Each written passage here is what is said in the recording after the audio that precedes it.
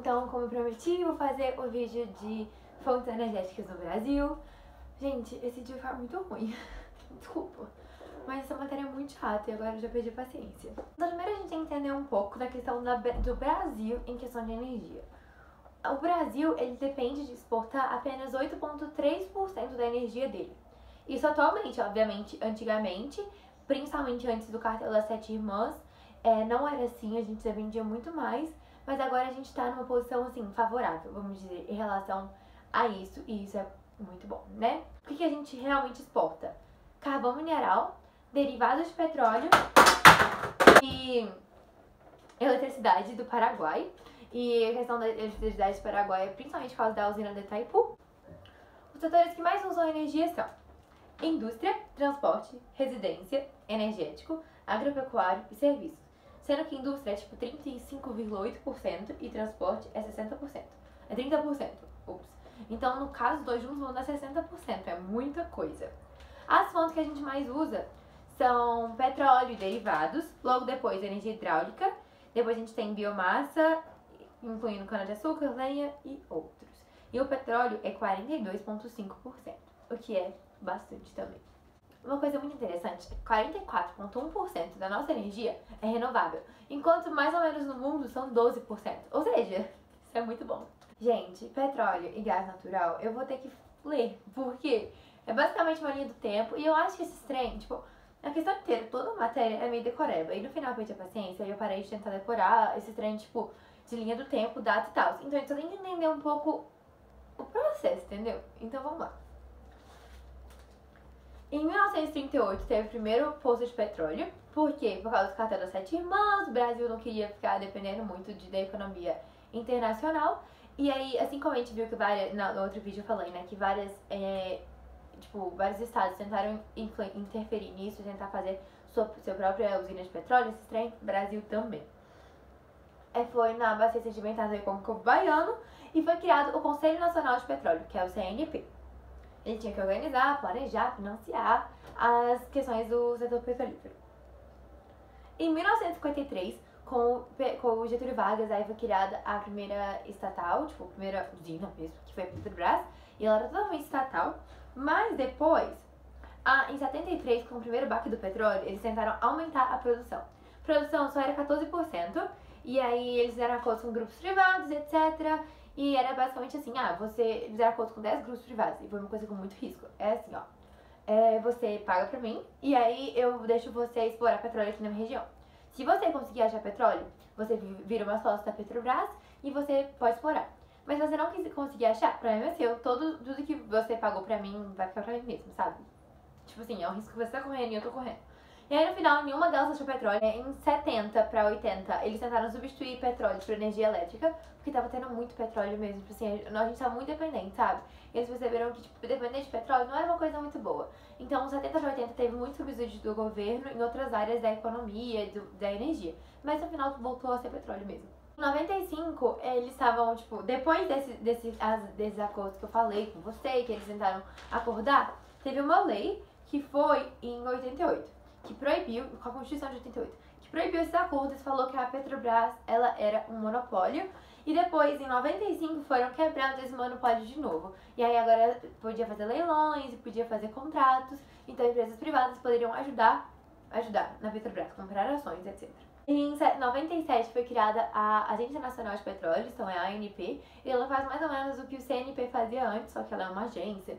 E aí ela é muito importante porque, tipo, o ministro de energia escolhe o presidente da ANP e o Congresso tem que aprovar. Então ela é muito ligada com o Estado mesmo. Eu esqueci de falar, mas em 2006 a gente conseguia produzir tanto petróleo que era capaz de abastecer o Brasil inteiro. Então a gente só começou a importar derivados de petróleo e não mais petróleo. Aí em 2008 a gente descobriu o pré-sal, que foi extremamente importante. Pré-sal porque tipo, tem várias camadas da terra e aí tem tipo a pós-sal, sal e a pré-sal. Então ela é muito funda, mas tem muita coisa. E aí, tipo assim, se a gente realmente, tipo, tivesse tudo que a gente acha que a gente tem, a gente vai ser um dos topzão, tipo, junto com os topzão, entendeu? Porque se for... A gente ainda não achou todo o petróleo, mas se a gente achar tudo que a gente acha que vai achar, a gente vai ter muito barril de petróleo, tipo, muito barril de petróleo. E aí, junto com o petróleo, a gente tá falando de gás natural E aí a gente vai ter principais produtoras de gás natural, que vai mais ou menos junto com o petróleo, Rio de Janeiro, Espírito Santo e Amazonas. A Amazônia, o da Amazônia, ela é muito importante porque ele serve muito de energia para a Zona Franca de Manaus. Então é importante. E a gente também importa da Bolívia, gás natural. A gente vai ter esse gráfico aqui, que eu vou colocar na tela, que fala sobre os estados que mais produzem petróleo e gás natural. E aí, é literalmente isso que eu sei. Aí agora a gente tem o carvão mineral. O carvão mineral do Brasil é muito ruim, muito ruim. Ele tá numa fase, deposita lá a matéria orgânica, e ela tem que ser sedimentada, e ela tem que ser processada e tal. E aí o nosso ainda não foi processado totalmente, mas a gente tá usando aquele negócio sem ter sido usado totalmente. Assim, a gente pode esperar uns milhares de anos, ele vai ficar pronto pra uso perfeitinho, mas não, a gente já tá usando agora. E aí a gente tá, acabando com um trem que nem tá bom ainda. Enfim, a questão a qualidade é muito ruim porque ela tá numa fase menos avançada da sedimentação e tal. Ela tem muito enxofre, então além de poluir muito, tem um potencial calorífico muito baixo. Então ela não vai conseguir alimentar uma indústria, uma usina como a gente quer. Até 1990 a gente tinha uma regra, que nas siderúrgicas e tal, a gente tinha que ter 50-50. Então 50% do carvão mineral usado era nosso e 50% era importado, pra ficar mais barato. Agora a gente gasta mais realmente, só que a gente usa praticamente tudo importado. Os carvões minerais que realmente têm viabilidade econômica são Santa Catarina e Rio Grande do Sul. E aí Rio Grande do Sul tem a principal zona, que é a Jazida de Candiota, e ela só vai alimentar termoelétricas locais, porque o nosso carvão é muito ruim. O nosso carvão é 71% importado e é para siderúrgicas, enquanto a gente tem 29% que é nosso, que vai principalmente para termoelétricas, e aí também para celulose, cerâmica, cimento e carboquímica. É isso. Aí a gente tem Santa Catarina, Paraná e Rio Grande do Sul, que são os principais. O Sul é o que mais tem carvão. E aí Santa Catarina, 41% do energético vem de Santa Catarina e 100% do metalúrgico vem de Santa Catarina. Enquanto o Rio Grande do Sul, 58% do energético e no Paraná só 1% total. Quando eu falo energético e metalúrgico, é aquele carvão que é pra fazer, que é usado nas usinas termoelétricas pra ser queimado e produzir energia, entendeu? Então, é isso. E metalúrgico é nas usinas metalúrgicas. A gente tem energia elétrica e é a parte que eu fiquei com mais preguiça de ler no livro, porque tem um tanto de usina, tem um tanto de trem. Mas, algumas coisas que eu achei importante. Primeiro, a privatização foi a partir de 1995. Então, antes era tudo estrada, eles começaram a privatizar. A gente tem uma empresa muito importante, que é a Eletrobras, que é um holding estatal. A gente já estudou que era holding, eu já gravei lá sobre isso. É o cara que fica lá abraçando as outras e como que chama? Administrando as outras. Então, é um holding estatal. A Eletrobras é uma empresa do Estado que administra várias outras empresas de energia. As fontes de energia são, principalmente, hidráulica, porque ela é a mais barata e é 81,9%. E aí a gente vai entrar nas crises de energia e a gente vai entender. A gente tem biomassa e gás natural mesmo tanto, mesmo tanto de porcentagem. Nuclear, derivados de petróleo, carvão e derivados e eólica. Em 1996, logo depois que começou a privatizar as empresas, a gente criou a ANEEL, que é a Agência Nacional de Energia Elétrica. E aí a gente vai ter crise de energia. As crises de energia principais foram em 2001, 2009 e 2012. Em 2001 foi basicamente, alguns estados eles tiveram que fazer uma questão forçada, os estados mesmo economizaram energia forçada, então não deixaram várias usinas e indústrias funcionar, porque a gente estava precisando economizar energia. E aí nesse caso o que aconteceu? A gente tinha vários pontos de energia, etc, mas não tinha um meio de transportar essa energia totalmente interligado no Brasil inteiro, uma interligação nacional da energia. Então, eu tinha muita energia sobrando, sei lá, no sul, e eu não conseguia mandar pro sudeste, tava precisando muito, entendeu? Então, isso foi um problemão. E aí depois de 2001 foi criado o Sistema Integrado Nacional, que é para integrar as vias de energia para poder ajudar nisso. Só que em 2009, 2012, houveram apagões. Então eram, em grandes cidades, sei lá, São Paulo, de repente o estado inteiro, o estado de São Paulo inteiro ficava sem energia por horas. E aí, o trem não funcionava, as casas ficavam desligadas, tudo. Gente, imagina o estado inteiro ficar sem energia. Eu odeio quando minha casa acaba a luz. Imagina, não ter trem, não ter luz, não ter nada. Com isso, a gente teve uma percebeu que tava precisando melhorar isso, que a gente tava muito dependente do tipo de energia. E aí, inclusive, as termoelétricas foram muito importantes, porque as termoelétricas, elas são uma, tipo, como que chama?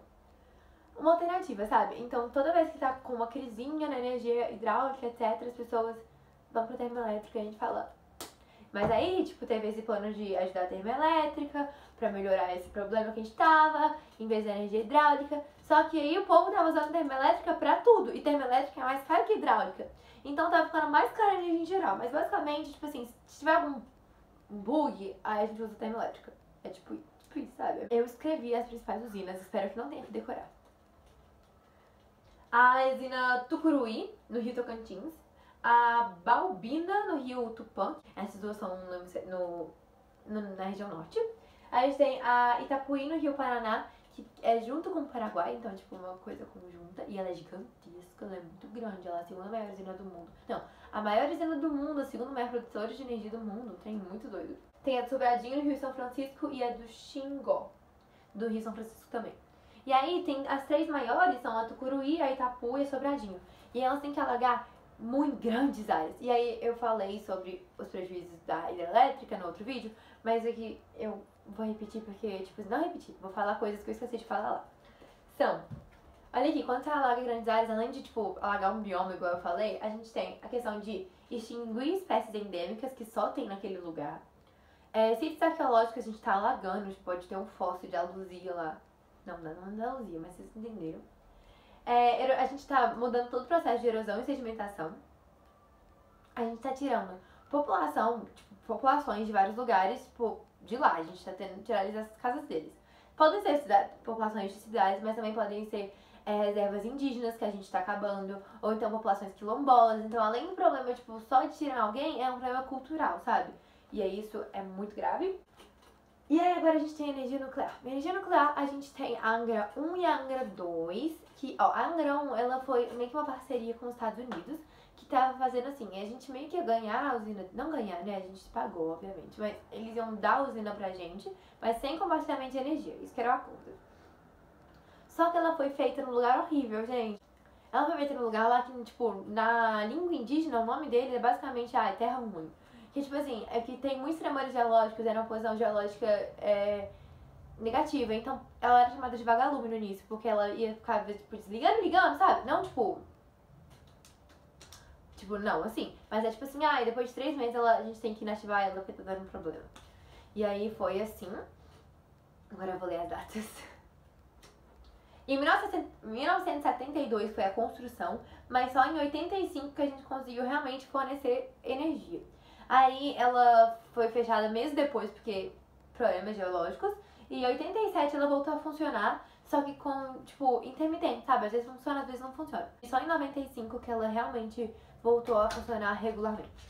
A Angra 2, ela foi um acordo com a Alemanha e ele abrangia compartilhamento de tecnologia. E era, tipo assim, esse acordo com a Alemanha, eles iam fazer, tipo, 8 usinas, mas no final fizeram só a Angra 2. E era pra ela estar pronta em 1983, mas só ficou pronta em 2001. E aí a gente tem a Angra 3, ela tinha parado de ser construída, estava parada a construção. Em 2008 o IBAMA autorizou a construção dela, porque a gente estava precisando de usar mais energia limpa e essas coisas.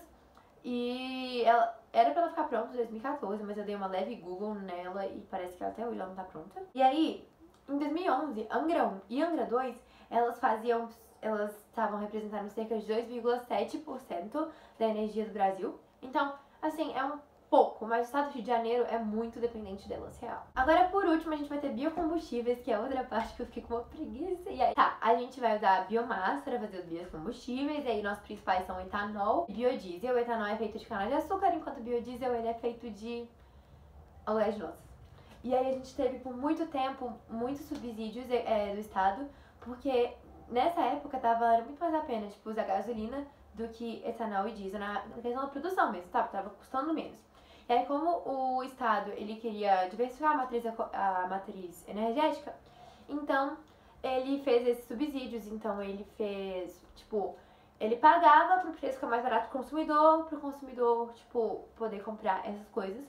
E também tem uma lei muito legal. O Conselho Interministrável do Açúcar e do Álcool, que é o CIMA, não entendi essa sigla. Ele fala que a gente tem que colocar na gasolina cerca de 20 a 25% de etanol.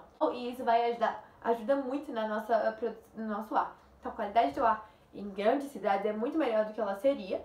Tanto que, por exemplo, países como os Estados Unidos, eles usam chumbo na gasolina. Por quê? Porque tem risco de explosão e a gente tem que equilibrar esse risco de explosão, e com isso eles usam chumbo. Só que aí eles estão vendo que o jeito do Brasil é diminuir esse risco de explosão, além de melhorar a qualidade do ar, então eles estão até imitando o Brasil. Isso é legal. Em 2011, a segunda maior fonte de energia era a biomassa, os biocombustíveis. E depois o petróleo, óbvio. É isso, gente. Acho que eu não fui nada útil nesse vídeo, mas